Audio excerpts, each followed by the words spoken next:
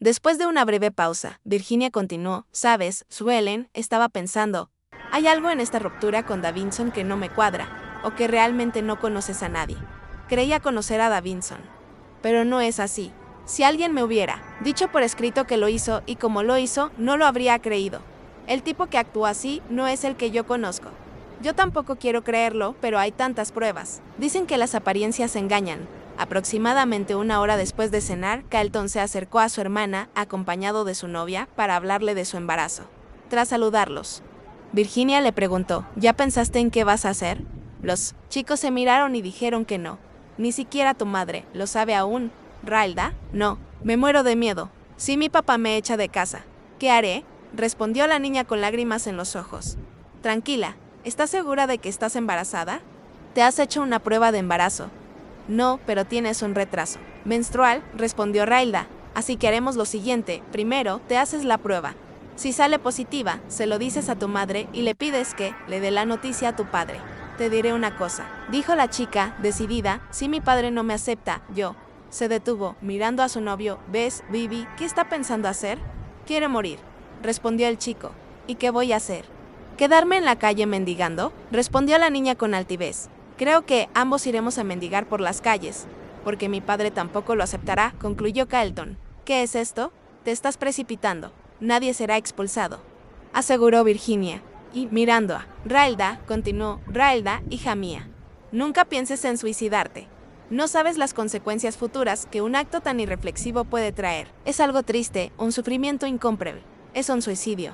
Y, en tu caso, también sería el asesinato de tu propio hijo. Prométeme que nunca volverás a pensar en eso. Lo prometo. Sobre todo después de lo que dijiste sobre convertirme en la asesina de mi propio hijo. Que Dios me perdone por siquiera pensar en algo así. Carlton, al oír esto, exhaló un suspiro de alivio. Hagámoslo así, continuó Virginia, hazte la prueba y dependiendo del resultado. Díselo a tu madre y espera a que se sepa él. Resultado, la hermana de Carlton, después de que los dos se fueron, tomó el libro nuevamente y continuó leyendo. Parte 6. Los días pasaron y nos recuperamos poco a poco. A medida que mejorábamos. Nos ubicaron en mejores entornos, menos parecidos a habitaciones de hospital. El terrible dolor había remitido y ahora podíamos ir a los jardines a tomar el sol y conectar con hermanos de otros sectores. Hacía mucho tiempo que no veía lugares tan hermosos. Con tantas flores coloridas y céspedes que parecían alfombras verdes, todo estaba tan bien organizado y cuidado. El aire era suave, fácil de respirar, muy diferente del aire pesado de aquellas cuevas donde había estado durante varios años, que me habían parecido una eternidad. Al ver otros edificios, le pregunté al joven que nos acompañaba en la visita, hermano Samuel, ¿qué son estos otros edificios? ¿Para qué sirven? Samuel, con su innata sencillez, respondió amablemente, estos son los pabellones para drogadictos, alcohólicos y tabaquistas. Doña Bárbara, que estaba a mi lado, preguntó asombrada, ¿qué hace esta gente aquí con nosotros? Creía que esto era solo para suicidas, pero también son suicidas, respondió el niño, demostrando gran sabiduría. ¿Qué quieres decir? Preguntó Débora curiosa. Existe el suicidio, tal como lo has practicado, que se caracteriza por un acto inmediato. Sucede de golpe. Una vez iniciado, no hay vuelta atrás, el suicidio de los adictos. En cambio, ocurre lentamente a lo largo de varios años. Las personas lo sienten dañino, sus amigos les advierten, leen sobre él. Pero no se detienen, carecen de la fuerza de voluntad para dejar la adicción. Y poco a poco, destruyen y matan sus propios cuerpos. Pueden arrepentirse en cualquier momento y parar, pero solo algunos lo consiguen. Esto se llama suicidio inconsciente. Nayara, por su parte, concluyó, si ese es el caso. Gran parte de la población mundial es inconscientemente suicida. Pobrecitos, no saben lo que les espera. Hoy en día, hermano Samuel, intervine, con todas las aclaraciones que existen, no creo que sean tan inconscientes. Podríamos llamarlos suicidas indirectos porque, al mantener estos vicios, en realidad no quieren morir, pero saben que están acelerando la muerte. Estoy de acuerdo contigo, Laura, respondió Samuel. Señalando en cierta dirección, continuó, ¿ves esos últimos bloques a la derecha? Todos respondimos que sí, se utilizan para aquellas personas que mueren mientras conducen coches o motos por las calles de la ciudad, carreras, a veces drogados o borrachos. Generalmente incluso matando a personas inocentes e incluso niños. Siempre me pareció una barbaridad, eso comentó doña Bárbara. Otra parte de este pabellón está reservada para los llamados terroristas suicidas. Ya saben, son quienes se llenan de explosivos o los colocan en coches o aviones, provocando explosiones que destruyen. Matan e incluso mueren. Estas personas requieren un tratamiento específico para recuperarse. Piénsenlo, si después de varios años aún recuerdan lo que causaron con sus muertes y lo recordarán durante mucho tiempo, imagínense a alguien que murió por una explosión autoinfligida. Ni lo puedo imaginar, respondió Débora a Samuel. Respóndeme una cosa, pregunté, ¿y a dónde van las personas que mueren por causas naturales? ¿Sufren tan bien como nosotros? Buena pregunta, Laura, interrumpió Nayara, yo también me pregunto eso. ¿Qué les pasa, Samuel? Bueno, su sufrimiento, naturalmente, no será el mismo que el de quienes se suicidan, porque incluso entre quienes se suicidan hay diferencias de sufrimiento. Cada persona tiene el sufrimiento, la adaptación o el reajuste que merece. ¿Qué quieres decir, Samuel? Explícalo mejor, preguntó doña Bárbara, pensando en la mejor manera de abordar el asunto. Samuel continuó, saben que los seres humanos aún no somos perfectos y que evolucionamos constantemente, tanto en la Tierra como aquí, en estas instituciones, tras la muerte de nuestros cuerpos. Todos cometemos errores contra las leyes de la naturaleza y debemos saldar nuestras deudas con ellas. Si desequilibro la naturaleza exige que la reequilibre, a esto lo llamamos la ley de acción y reacción o la ley de causa y efecto. Jesús se refirió a ella cuando dijo, así que, todo lo que queráis que los hombres hagan con vosotros, haced también vosotros con ellos, o cada uno recibirá conforme a sus obras. De nuevo, cuando dijo, con la medida con que medís, se os medirá. Interesante, nunca había pensado en estos escritos, observé. El joven, tomando la palabra. Continuó, quienes cometen injusticias contra sus vecinos tendrán que reajustar o reequilibrar lo que han desalineado o desequilibrado. Muchos dicen que es castigo de Dios. Pero no, nos castigamos a nosotros mismos. ¿Y qué ibas a decir de su sufrimiento en relación al nuestro? Preguntó Débora. Tranquilo, jovencito, yo hablaré. Y reflexionando un poco sobre lo que diría. Samuel continuó, como dije, cada persona sufrirá algo acorde con lo que merece o lo que ha creado para sí misma, pero solo quienes se suicidan experimentan el sufrimiento de permanecer apegados a su cuerpo, sintiendo todo como si su cuerpo físico aún estuviera vivo, viviendo el momento de la muerte durante mucho tiempo, sintiéndose asfixiados mientras su cuerpo físico es enterrado, notando los gérmenes carcomiendo su carne en descomposición, pasando por el terrible dolor de permanecer mucho tiempo en el Valle de los Suicidios. Ahora me siento fatal. Comenté, ni siquiera me gusta recordar estas cosas. Me alegro, tanto de que haya terminado y de que esté aquí. Me pareció una eternidad. Quienes están demasiado apegados a sus cuerpos y a la sensualidad pueden sentir cercanía con ellos después de la muerte. Pero esto ni siquiera se compara con lo que experimentan los suicidas. Es porque, con el suicidio, cortas tu propia existencia, es un asesinato de tu propio cuerpo. Así que el suicida tendrá que recuperarse con la mente despejada a como era antes del acto. Por eso pasan por todo esto, para purgarlo todo. Cualquier rastro de cualquier cosa causada por el suicidio que cometieron. Las vibraciones que deja este tipo de muerte son demasiado fuertes. Yo que pensaba que encontraría a mi marido esperándome con los brazos abiertos, dijo doña Bárbara, sentándose en una de las bancas del parque. ¡Qué terrible error! Samuel, preguntó Débora. Todos los suicidas sufren lo mismo. No, como dije, cada uno recibe lo que se merece. Muchos suicidios se deben a causas espirituales. ¿Qué quieres decir? Pregunté, interesada. Un espíritu todavía atrapado en sentimientos maliciosos, o de venganza, o de envidia. O que desea ver a otros pasar por lo que él ha pasado, o está pasando, propone animar a las personas que tienen tendencias suicidas a llevar a cabo el acto. Espera un momento, Samuel. Pregunté asombrado, ¿estás diciendo que esos pensamientos tan claros en mi mente no eran míos? Era un espíritu que me decía que me suicidara. Exactamente. Y conocemos muy bien ese espíritu. ¿Y por qué Dios permitió que esto pasara? ¿Por qué no te envió a decirme que no lo hiciera porque estaba mal?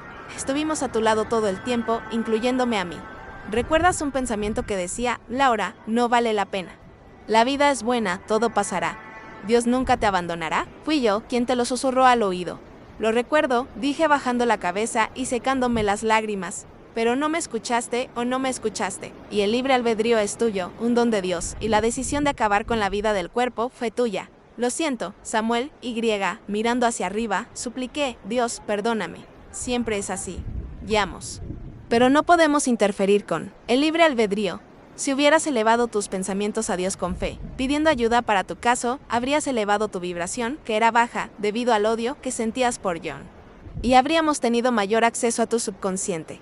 El odio y la desesperación eran demasiado grandes. vibrabas más en sintonía con el hermano atribulado que estaba a tu lado. Es un suicida de la época de la Inquisición. Era un sacerdote traicionado por otro que decía ser su amigo y entregado al tribunal. Incapaz de soportar el sufrimiento, cometió el acto. Desde entonces, sigue albergando odio hacia la iglesia y animando a otros a hacer lo mismo. No sabía que tenía que pasar por eso. Por ignorancia, fracasó. Solo recientemente pudimos traerlo al valle, en un caso como el mío, donde usted mismo dice que fui influenciado. Hay, ¿cómo puedo decirlo?, alguna reducción de mi condena, o de mi sufrimiento. Claro que existe, Laura. La divina providencia tiene en cuenta hasta el más mínimo detalle.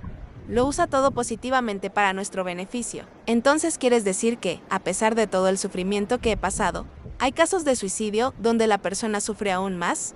O mejor dicho, ¿hay un sufrimiento mayor que el mío? ¿Existe? ¿Y cómo existe? Cada caso es diferente, y en los casos en que la persona tiene una enfermedad, como cancerosida y se suicida, preguntó doña Bárbara con curiosidad. Qué inocentes son al hacer esto, señora Bárbara. Estaban tan cerca de adaptarse a la naturaleza. Un poco más de paciencia y la muerte habría llegado de forma natural. Pero no. A veces, por orgullo o miedo al sufrimiento, sin saberlo, buscan un sufrimiento aún mayor. ¿Ha habido algún caso exitoso de esta ayuda que brindas a través del pensamiento?, preguntó Nayara. Gracias a Dios, y para nuestra alegría, muchos. ¿Sabías, continuó Samuel, que hay suicidios por pánico? Algunas personas tienen miedo de vivir, de afrontar la vida, y por eso se suicidan. Otras porque se sienten solas y otras aún por depresión. Por eso, cuando observamos a un familiar o conocido nuestro con síntomas de depresión o si nosotros mismos estamos experimentando estos signos, debemos buscar urgentemente tratamiento psicológico. Hablamos un rato más y luego volvimos a nuestra habitación. Virginia dejó de leer y se preparó para acostarse con la intención de terminar de leer al día siguiente, lunes de carnaval, y ir a hablar con la tía Bebé. Aún no le parecía lógico que la historia la hubiera inventado ella, una persona tan simple y casi inculta.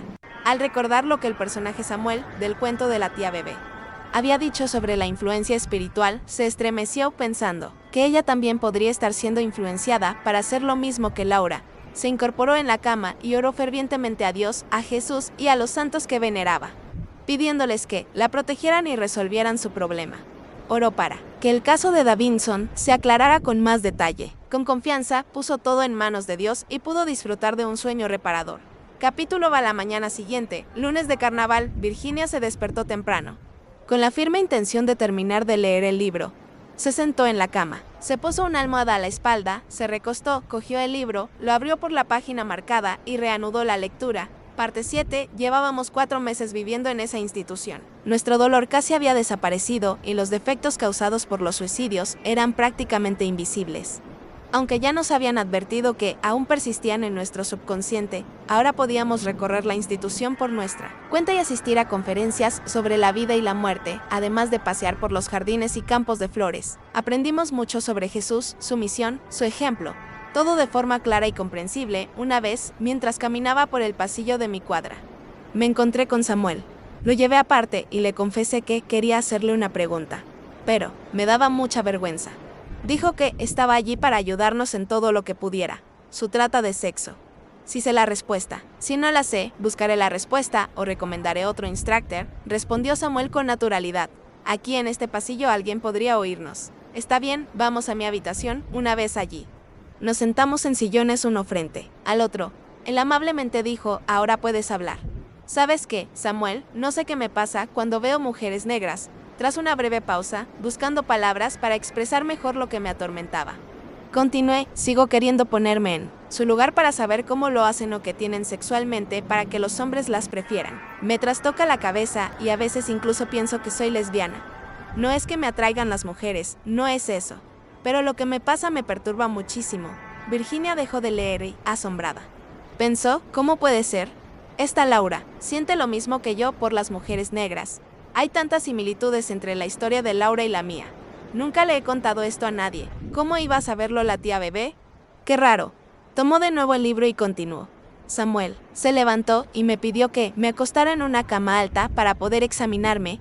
Déjame examinar tu origen. Piensa en una mujer negra. Me imaginé a una mujer negra mientras él colocaba su mano derecha a un palmo de mí, justo debajo de mi vientre. Samuel sonrió levemente y comentó, no tiene nada de anormal ni de sexualmente atractivo. solo puede ser algo relacionado con otras vidas. Lo miré con asombro y pregunté un poco decepcionado, ¿qué otras vidas, Samuel? ¿A qué viene tanta palabrería? Ustedes también creen en el espiritismo. Tienes razón en preguntarte por qué mencioné otras vidas. Me expresé mal. La vida es una. Hay muchas existencias. Y no creemos, como dijiste, en el espiritismo. ¿Sabes por qué? Porque vivimos en la realidad. El espiritismo estudia esta realidad y busca enseñar a quienes ya son capaces de absorberla. Es imposible que lleves aquí más de 4 meses y aún no te hayas dado cuenta de que el cuerpo que tuviste en la tierra está muerto. Se acabó. Yo sé eso. ¿O crees que te quedarás aquí para siempre? Pensé. ¿Por qué? Nos vamos a otro lugar. En unos meses renacerás en la tierra en otro cuerpo, para ajustar, según las leyes de Dios, lo que no concordaba con el acto de suicidio. Y también para continuar su camino hacia la perfección. Por lo que he oído de los ministros superiores. No tardará mucho, ya me estaba acostumbrando, dije con un poco de pesar en la voz. Allí te enfrentarás a los mismos problemas que te llevaron a la ruina. Cuidado, ten mucha fe en Dios y mucha fuerza de voluntad para no caer de nuevo y sufrir todo o incluso más de lo que ya has sufrido y aún sufres. Samuel, cuando esté allí, ¿me ayudarás? Claro.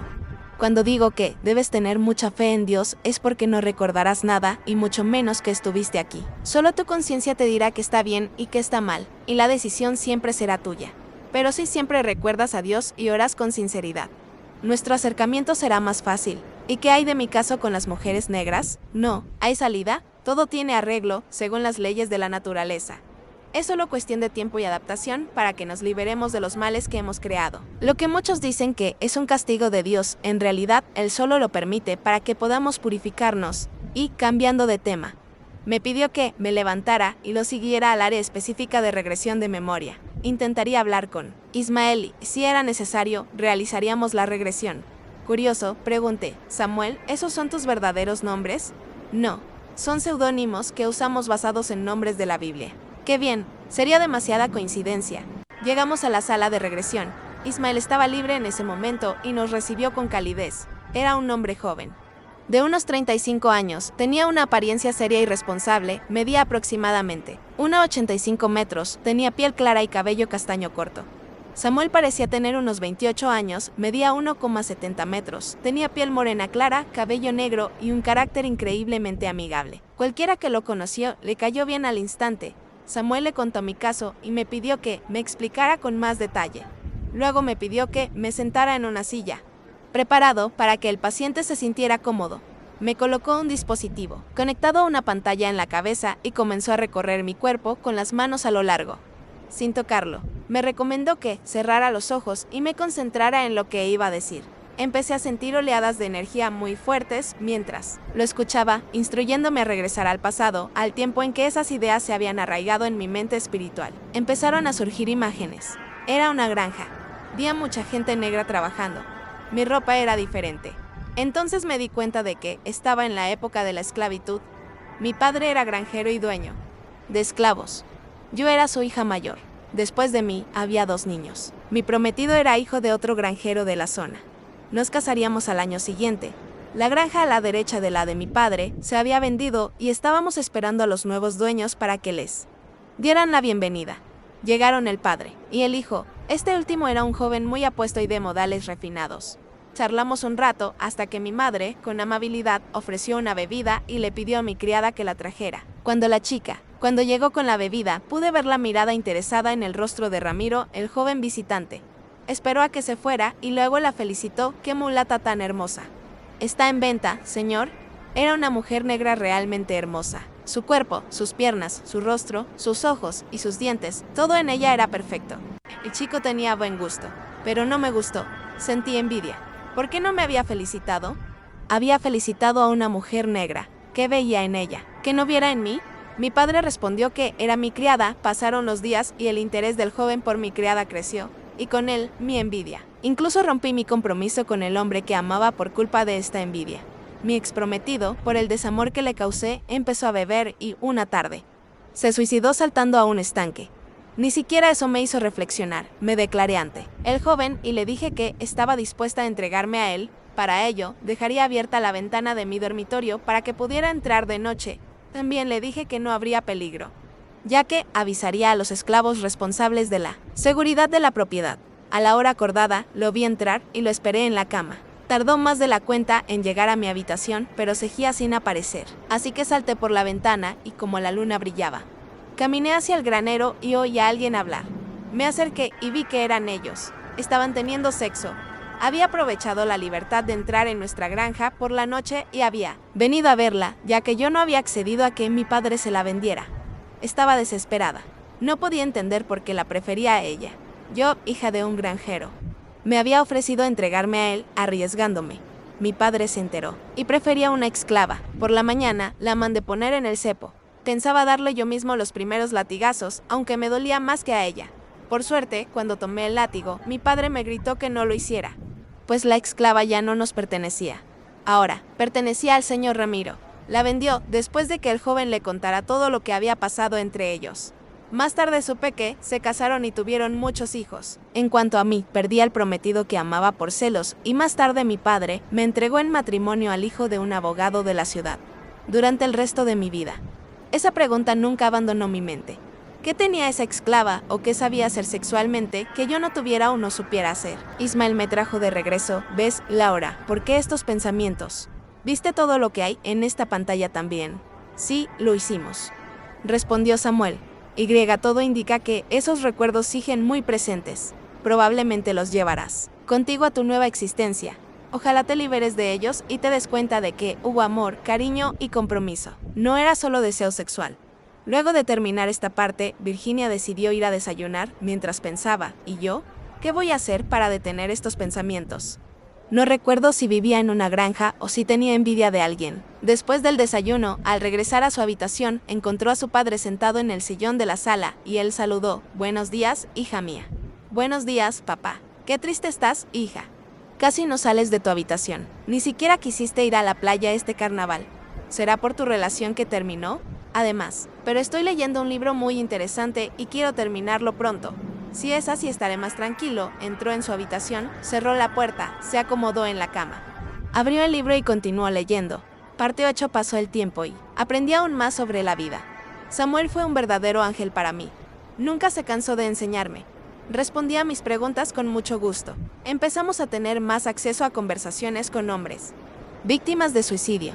¿Cómo nos engañamos? En la Tierra, si supiéramos lo complejo que es el plan de vida de un ser humano, sin duda valoraríamos más la vida de los demás y la nuestra. Si Dios quiere, el equipo organiza todo hasta el último detalle, eligiendo familias compatibles, estatus social, color de piel, cuerpo sano o enfermo, situación económica, sexualidad y más. Todo se ajusta a las necesidades y méritos de cada persona, pero algunos, por ira, malicia y a veces simplemente por robar, le quitan la vida a su ser querido. Similares. Otros se cansan de vivir porque pierden posesiones materiales, dinero, o porque son traicionados o enferman de enfermedades incurables, y simplemente se quitan la vida. Conocemos a algunos que lo hicieron porque descubrieron su homosexualidad y no lo aceptaron, o les avergonzaba que sus familiares y amigos se enteraran. Todos los días. Varias personas que se habían suicidado llegaban a nuestra institución, pensando que así se sentirían mejor. Pobres. Era horrible escuchar lo que habían vivido desde el momento en que cometieron su locura hasta su llegada. Solo Dios tendría misericordia y permitiría la creación de una institución como esa. Para ayudarlos y prepararlos para el futuro, estábamos entrando en nuestro 8º mes de tratamiento allí. Mis compañeras de cuarto y yo estábamos bien. Aún así, Samuel nos advirtió que, al formarse nuestros nuevos cuerpos, proyectarían lo que había sido creado por nuestro suicidio, ya que aún estaba en nuestro subconsciente.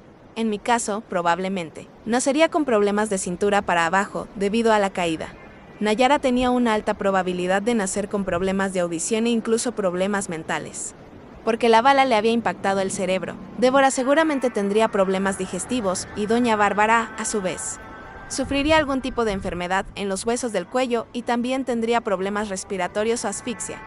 Samuel explicó que, aunque nos informaba de estos detalles, el desarrollo exacto de las cosas dependería de nuestra fijación mental en el momento del suicidio. Se estaban realizando varios tratamientos, incluso psicológicas, para que nuestra mente estuviera clara. Pero aún quedaban restos de lo que nosotros mismos habíamos causado con nuestra muerte voluntaria. Nayara y Débora encontraron un entorno propicio y fueron a renacer. Yo iría después. Doña Bárbara se quedaría un poco más. Aún no estaba psicológicamente preparada y el entorno familiar no era propicio para ella. Samuel me dijo que Organizaría una reunión entre mis futuros parientes y yo para ver si realmente querían acogerme, pues ya habían sufrido a mis manos y volverían a sufrirlo si repetía los mismos errores. Además, tendrían una hija discapacitada. Así es, mis padres serían iguales. Mi hermana Valeriana sería en una familia diferente, pero seríamos como hermanas. Yo tendría un hermano, el que, durante la esclavitud, había preferido a mí. Criada. Curiosa, pregunté, ¿qué año es? En 1988. No puede ser, amigo. Mis padres son muy mayores. Ay, Aura. Hay una larga historia que aún desconoces, respondió el joven.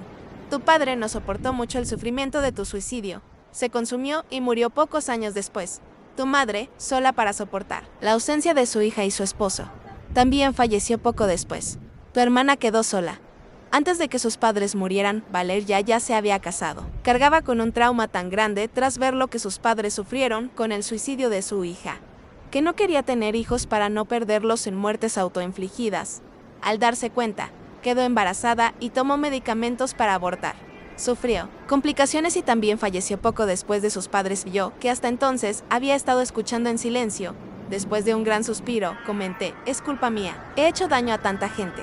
Y, tras una breve pausa, continué, ¿y ellos? ¿Dónde están? ¿Por qué no los he encontrado?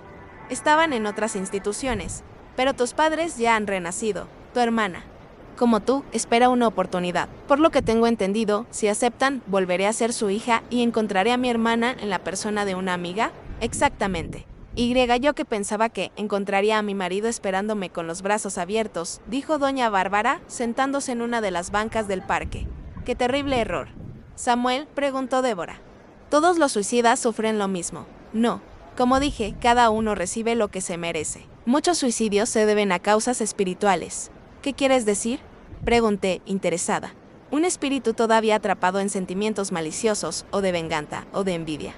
O que desea ver a otros pasar por lo que él ha pasado, o está pasando, propone animar a las personas que tienen tendencias suicidas a llevar a cabo el acto. Espera un momento, Samuel.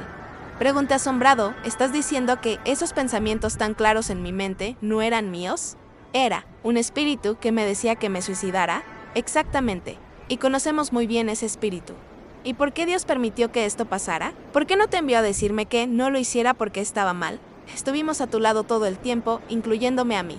¿Recuerdas un pensamiento que decía, Laura, no vale la pena? La vida es buena, todo pasará. Dios nunca te abandonará. Fui yo quien te lo susurró al oído.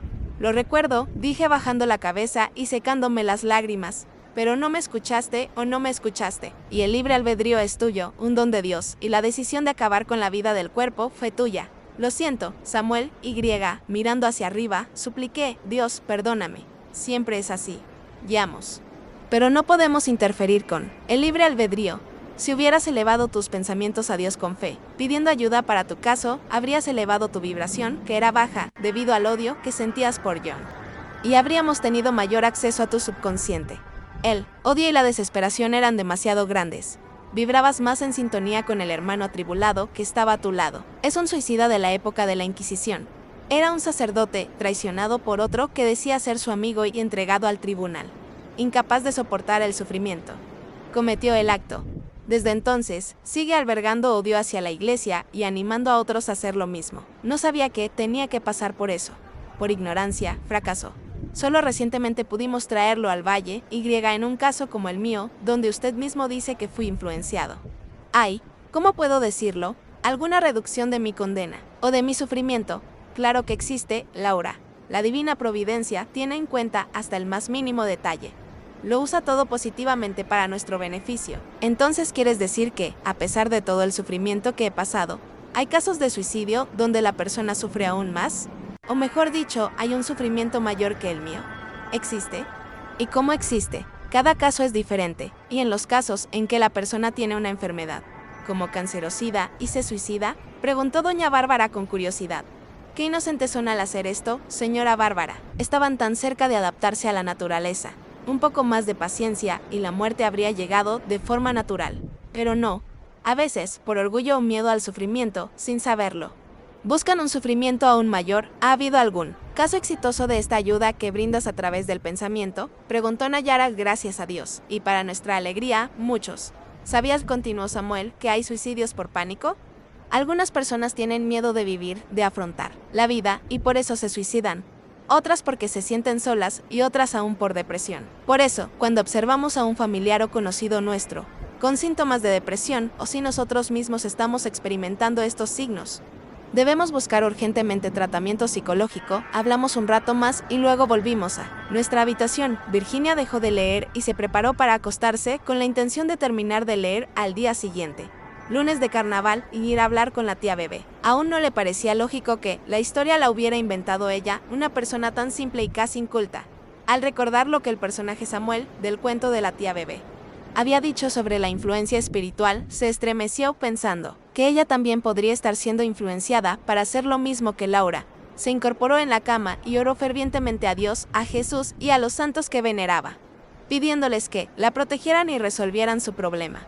Oró para que el caso de Davinson se aclarara con más detalle. Con confianza, puso todo en manos de Dios y pudo disfrutar de un sueño reparador.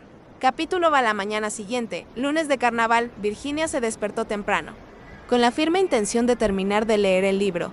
Se sentó en la cama, se puso una almohada a la espalda, se recostó, cogió el libro, lo abrió por la página marcada y reanudó la lectura. Parte 7. Llevábamos 4 meses viviendo en esa institución. Nuestro dolor casi había desaparecido y los defectos causados por los suicidios eran prácticamente invisibles.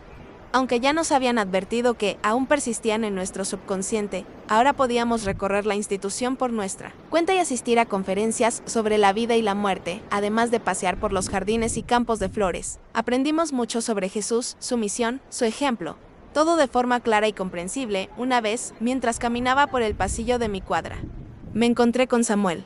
Lo llevé aparte y le confesé que quería hacerle una pregunta, pero me daba mucha vergüenza. Dijo que estaba allí para ayudarnos en todo lo que pudiera. Su trata de sexo.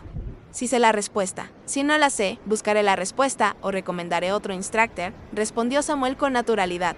Aquí en este pasillo alguien podría oírnos. Está bien, vamos a mi habitación. Una vez allí, nos sentamos en sillones uno frente al otro. Él amablemente dijo: ahora puedes hablar. ¿Sabes qué, Samuel? No sé qué me pasa cuando veo mujeres negras. Tras una breve pausa, buscando palabras para expresar mejor lo que me atormentaba, continué: sigo queriendo ponerme en su lugar para saber cómo lo hacen o qué tienen sexualmente para que los hombres las prefieran. Me trastoca la cabeza y a veces incluso pienso que soy lesbiana. No es que me atraigan las mujeres, no es eso. Pero lo que me pasa me perturba muchísimo. Virginia dejó de leer y, asombrada, pensó: ¿cómo puede ser? Esta Laura siente lo mismo que yo por las mujeres negras. Hay tantas similitudes entre la historia de Laura y la mía. Nunca le he contado esto a nadie. ¿Cómo iba a saberlo la tía Bebé? ¡Qué raro! Tomó de nuevo el libro y continuó. Samuel se levantó y me pidió que me acostara en una cama alta para poder examinarme. Déjame examinar tu origen. Piensa en una mujer negra. Me imaginé a una mujer negra mientras él colocaba su mano derecha a un palmo de mí, justo debajo de mi vientre. Samuel sonrió levemente y comentó: no tiene nada de anormal ni de sexualmente atractivo. Solo puede ser algo relacionado con otras vidas. Lo miré con asombro y pregunté un poco decepcionado: ¿qué otras vidas, Samuel? ¿A qué viene tanta palabrería? ¿Ustedes también creen en el espiritismo? Tienes razón en preguntarte por qué mencioné otras vidas. Me expresé mal. La vida es una. Hay muchas existencias. Y no creemos, como dijiste, en el espiritismo. ¿Sabes por qué? Porque vivimos en la realidad. El espiritismo estudia esta realidad y busca enseñar a quienes ya son capaces de absorberla. Es imposible que lleves aquí más de 4 meses y aún no te hayas dado cuenta de que el cuerpo que tuviste en la tierra está muerto. Se acabó. Yo sé eso. ¿O crees que te quedarás aquí para siempre? Pensé. ¿Por qué? Nos vamos a otro lugar. En unos meses renacerás en la tierra en otro cuerpo, para ajustar, según las leyes de Dios, lo que no concordaba con el acto de suicidio. Y también para continuar su camino hacia la perfección. Por lo que he oído de los ministros superiores. No tardará mucho, ya me estaba acostumbrando, dije con un poco de pesar en la voz. Allí te enfrentarás a los mismos problemas que te llevaron a la ruina. Cuidado, ten mucha fe en Dios y mucha fuerza de voluntad para no caer de nuevo y sufrir todo o incluso más de lo que ya has sufrido y aún sufres. Samuel, cuando esté allí, ¿me ayudarás? Claro. Cuando digo que debes tener mucha fe en Dios es porque no recordarás nada y mucho menos que estuviste aquí. Solo tu conciencia te dirá que está bien y que está mal, y la decisión siempre será tuya. Pero si siempre recuerdas a Dios y oras con sinceridad, nuestro acercamiento será más fácil. ¿Y qué hay de mi caso con las mujeres negras? No, ¿hay salida? Todo tiene arreglo, según las leyes de la naturaleza. Es solo cuestión de tiempo y adaptación para que nos liberemos de los males que hemos creado. Lo que muchos dicen que es un castigo de Dios, en realidad Él solo lo permite para que podamos purificarnos. Y, cambiando de tema, me pidió que me levantara y lo siguiera al área específica de regresión de memoria. Intentaría hablar con Ismael y, si era necesario, realizaríamos la regresión. Curioso, pregunté, Samuel, ¿esos son tus verdaderos nombres? No, son seudónimos que usamos basados en nombres de la Biblia. ¡Qué bien! Sería demasiada coincidencia. Llegamos a la sala de regresión. Ismael estaba libre en ese momento y nos recibió con calidez. Era un hombre joven. De unos 35 años, tenía una apariencia seria y responsable, medía aproximadamente 1,85 metros, tenía piel clara y cabello castaño corto. Samuel parecía tener unos 28 años, medía 1,70 metros, tenía piel morena clara, cabello negro y un carácter increíblemente amigable. Cualquiera que lo conoció le cayó bien al instante. Samuel le contó mi caso y me pidió que me explicara con más detalle. Luego me pidió que me sentara en una silla, preparado para que el paciente se sintiera cómodo. Me colocó un dispositivo, conectado a una pantalla en la cabeza y comenzó a recorrer mi cuerpo con las manos a lo largo, sin tocarlo. Me recomendó que cerrara los ojos y me concentrara en lo que iba a decir. Empecé a sentir oleadas de energía muy fuertes mientras lo escuchaba, instruyéndome a regresar al pasado, al tiempo en que esas ideas se habían arraigado en mi mente espiritual. Empezaron a surgir imágenes. Era una granja. Vi a mucha gente negra trabajando. Mi ropa era diferente. Entonces me di cuenta de que estaba en la época de la esclavitud. Mi padre era granjero y dueño de esclavos. Yo era su hija mayor. Después de mí, había 2 niños. Mi prometido era hijo de otro granjero de la zona. Nos casaríamos al año siguiente. La granja a la derecha de la de mi padre se había vendido y estábamos esperando a los nuevos dueños para que les dieran la bienvenida. Llegaron el padre y el hijo. Este último era un joven muy apuesto y de modales refinados. Charlamos un rato hasta que mi madre, con amabilidad, ofreció una bebida y le pidió a mi criada que la trajera. Cuando llegó con la bebida, pude ver la mirada interesada en el rostro de Ramiro, el joven visitante. Esperó a que se fuera y luego la felicitó. ¡Qué mulata tan hermosa! ¿Está en venta, señor?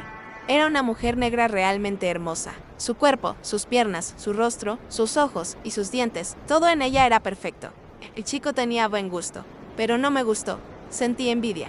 ¿Por qué no me había felicitado? Había felicitado a una mujer negra. ¿Qué veía en ella? ¿Que no viera en mí? Mi padre respondió que era mi criada. Pasaron los días y el interés del joven por mi criada creció, y con él mi envidia. Incluso rompí mi compromiso con el hombre que amaba por culpa de esta envidia. Mi exprometido, por el desamor que le causé, empezó a beber y, una tarde, se suicidó saltando a un estanque. Ni siquiera eso me hizo reflexionar. Me declaré ante el joven y le dije que estaba dispuesta a entregarme a él. Para ello, dejaría abierta la ventana de mi dormitorio para que pudiera entrar de noche.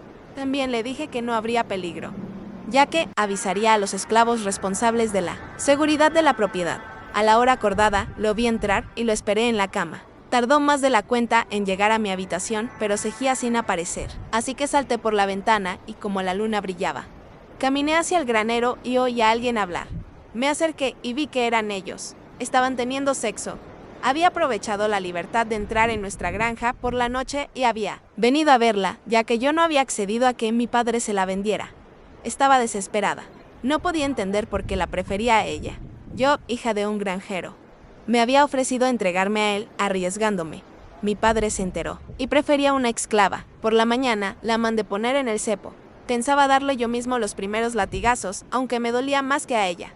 Por suerte, cuando tomé el látigo, mi padre me gritó que no lo hiciera, pues la esclava ya no nos pertenecía. Ahora, pertenecía al señor Ramiro. La vendió después de que el joven le contara todo lo que había pasado entre ellos. Más tarde supe que se casaron y tuvieron muchos hijos. En cuanto a mí, perdí al prometido que amaba por celos y más tarde mi padre me entregó en matrimonio al hijo de un abogado de la ciudad. Durante el resto de mi vida, esa pregunta nunca abandonó mi mente.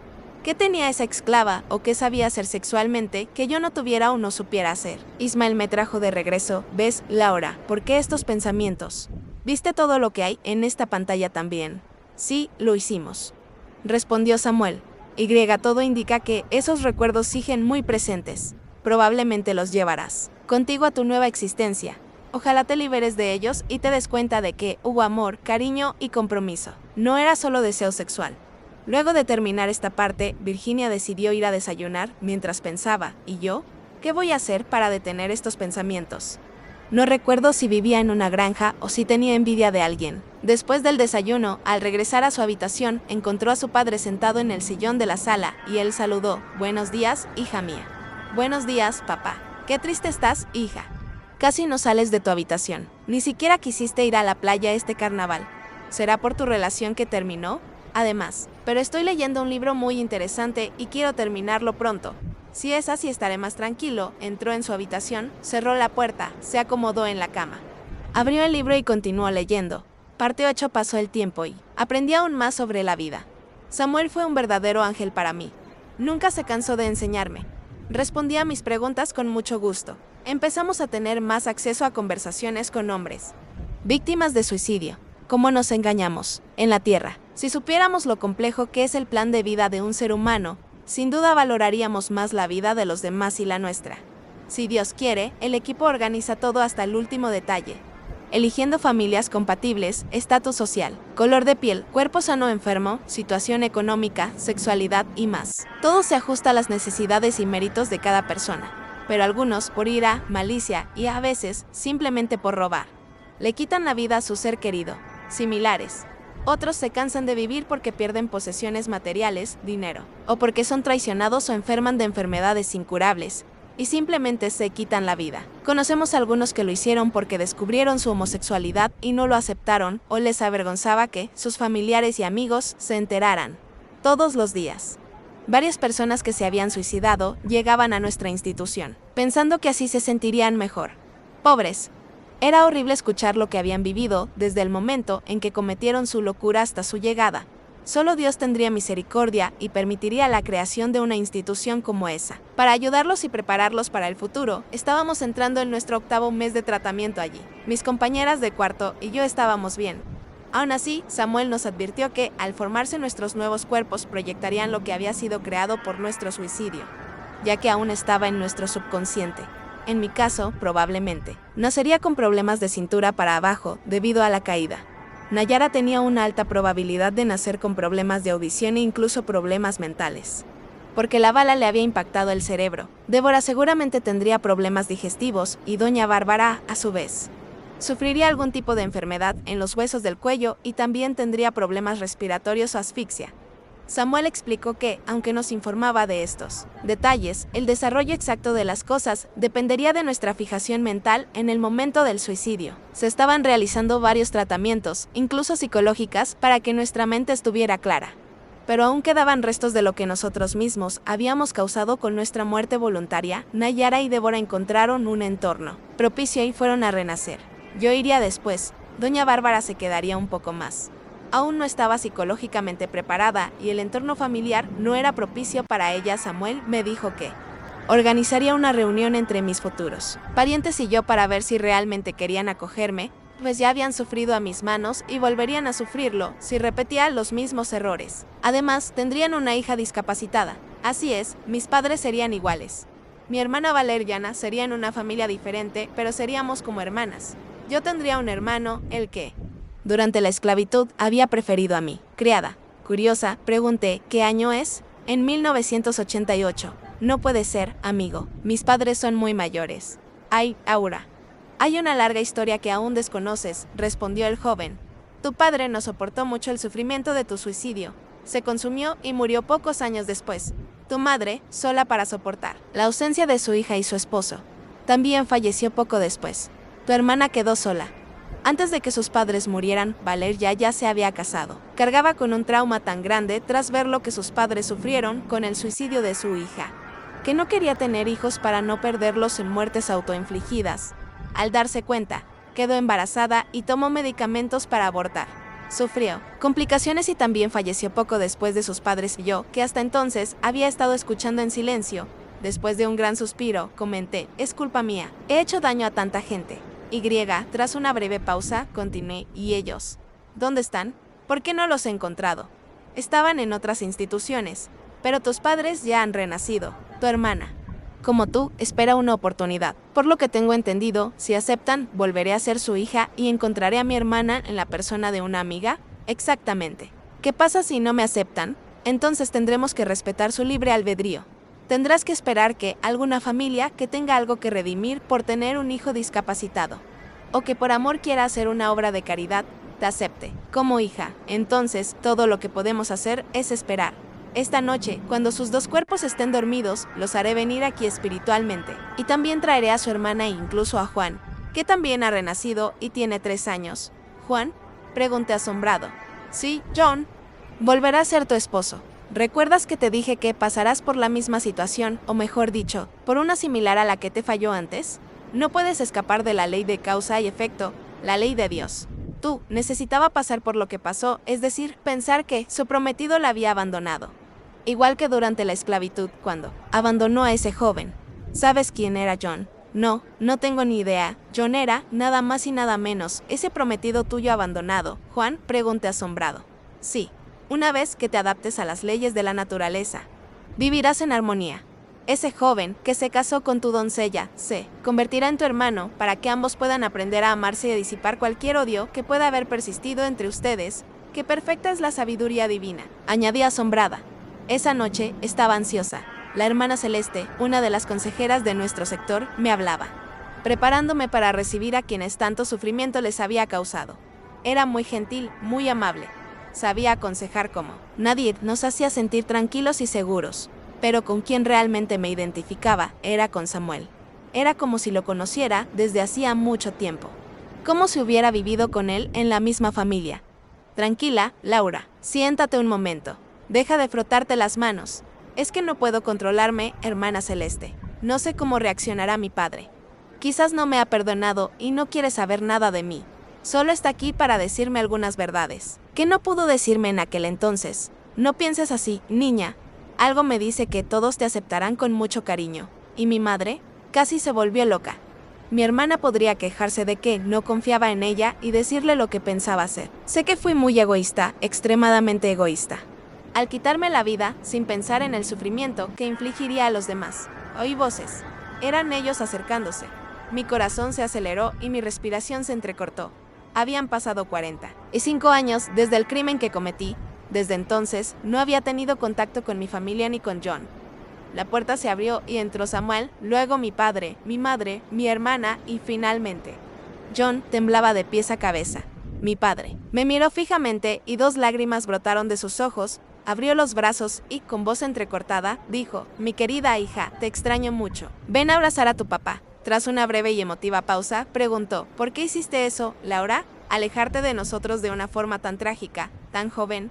Yo, después de abrazarlo fuertemente, le respondí conteniendo los sollozos que me provocaba el llanto. No lo sé, padre. No sé qué locura fue esa. Quizás inseguridad, impaciencia, miedo a afrontar la realidad. Pero lo pagué caro, sufrí mucho para llegar hasta aquí. Y todavía sufro. ¿Me perdonas por lo que hice? Él asintió. Entonces lo solté y, mirando a mi madre, que se secaba las lágrimas, la abracé con ternura. Lloramos profundamente, en silencio. Cuánto te extrañé, madre. Cuando vagaba por los oscuros laberintos del Valle de los Suicidios, deseé que todo fuera una pesadilla y despertar y correr a tu regazo. Pero nunca desperté y me quedé sola, buscando una salida que no pude encontrar. Olvidemos todo esto, hija mía. La bondad divina permitió que tu padre y yo naciéramos, nos reuniéramos y nos casáramos. Volvemos a ser una familia genial. Mamá, ahora déjame hablar con mi hermana. Valeria ya tenía los brazos abiertos. Nos abrazamos como en los viejos tiempos. Entonces dijo: Laura, nunca entendí por qué hiciste eso. Ni te imaginas el dolor de quienes quedaron atrás. Después de mi hermana, miré a Johnny. Vacilante, le pregunté si podía abrazarlo también, al igual que el día que morí. La sangre desapareció del rostro de John, dejándolo pálido. Luego regresó, tiñéndolo de rojo. Sus ojos se llenaron de lágrimas y, incapaz de soportarlo más, rompió a llorar convulsivamente. Me acerqué y nos abrazamos, ambos con lágrimas en los ojos. Creí que nunca más te vería ni te abrazaría. Mi Laura, ¿qué te hice o dejé de hacer para que actuaras así? John, lo siento. Fue un malentendido. Un amigo me dijo que te habías ido. Llamé a la base aérea y me confirmaron que era cierto. Pensabas que te dejaría embarazada de mi hijo y me iría sin siquiera despedirme. Mientras hablaba de mi hijo, Miré a mis padres, avergonzada, pero mi madre intercedió, diciendo, aprendimos todo después de dejar la vida en la tierra. Qué mal juicio me hiciste, Laura, continuó John, sé que fui un idiota, pero estaba desesperado. Te dije que estaría de guardia a esos. 2 días tras nuestra última reunión, sin embargo, me enviaron a Estados Unidos en una misión especial y clasificada. En tiempos de guerra, cree que, sobre todo por teléfono. ¿Alguien de la base daría información? Qué tonta fui al no darme cuenta que todo era fruto de la envidia de los míos. No sé ni qué, porque podían ser cualquier cosa menos mis amigos. Samuel tomó la palabra y, tratando de calmar la situación, dijo, todos. Presten atención un momento. Todos nos giramos y esperamos escuchar lo que nos decía. Tras pensar un poco en cómo nos presentaría la nueva información, comenzó, cada uno de ustedes sabe por qué estamos reunidos aquí. Tuvimos que esperar hasta esta hora de la noche porque algunos ya han renacido en la superficie de la Tierra.